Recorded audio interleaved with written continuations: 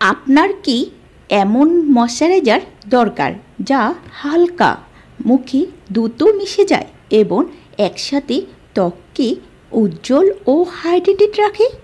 তাহলে আজকের এই ভিডিওটি আপনার জন্য। কারণ আজকে আমি রিভিউ করছি মামাআর্থের রাইস ডিউ ব্রাইট ময়শ্চারাইজার ক্রিমটি নিয়ে, যেটা কিনা রাইস ওয়াটার ও নিয়াসিনামাইডের শক্তিশালী কম্বিনেশনে তৈরি।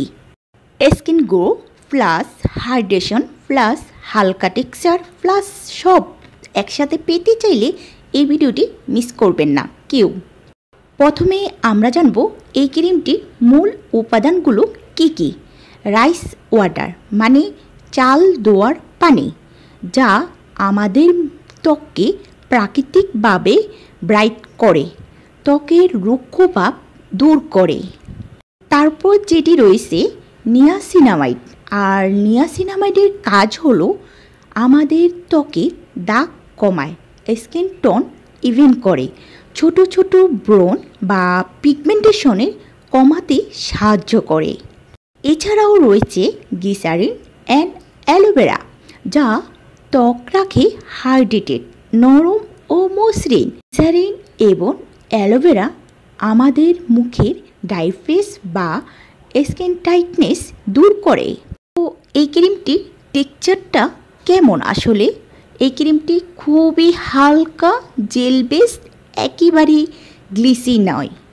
অয়েলি, ড্রাই কিংবা কম্বিনেশন স্কিন সব টাইপই পারফেক্টলি কাজ করবে। আপনি চাইলে এই ক্রিমটি মেকআপের নিচে বেস হিসাবেও দারুণ কাজ করবে। কিন্তু এই মামাআর্থের ক্রিমটি কিভাবে ব্যবহার করলে ভালো ফলাফল পাবেন?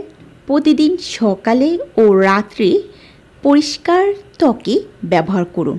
কিছুদিনের মধ্যেই আপনি দেখবেন আপনার মুখে এক ধরনের গ্লাস স্কিনের মতো গ্লো আসবে। এটা আমাদেরকে গ্লাস স্কিন এবং ফর্সা ত্বক পেতে সাহায্য করবে।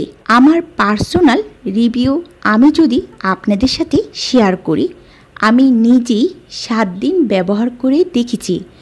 স্কিন অনেক সফট লাগছে, দাগ একটু হালকা দেখাচ্ছে, যেহেতু এটাতে রয়েছে রাইস ওয়াটার আর হালকা সুগন্ধ আছে, কিন্তু একদমই হেভি নয়।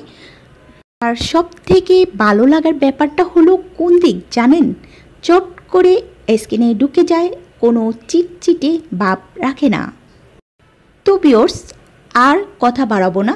যদি আপনি এমন একটা ময়শ্চারাইজার খুঁজছেন যেটা ত্বকে হালকা গ্লোয়িং ও দাগ কমাতে সাহায্য করে, তাহলে মামাআর্থের এই রাইস ডিউ ময়শ্চারাইজারটি একবার ট্রাই করে দেখুন। ভিডিওটি ভালো লাগলে প্লিজ একটা লাইক এবং সাবস্ক্রাইব করুন, আর নিচে বেশি বেশি করে কমেন্ট করুন গ্রো চাই। তাহলে আমি আরও এরকম স্কিন গ্রো করার হোম রেমেডি ও প্রোডাক্ট সাজেশন দেব আপনাদেরকে। তো এই ছিল আজকের মতন। আল্লাহ হাফেজ।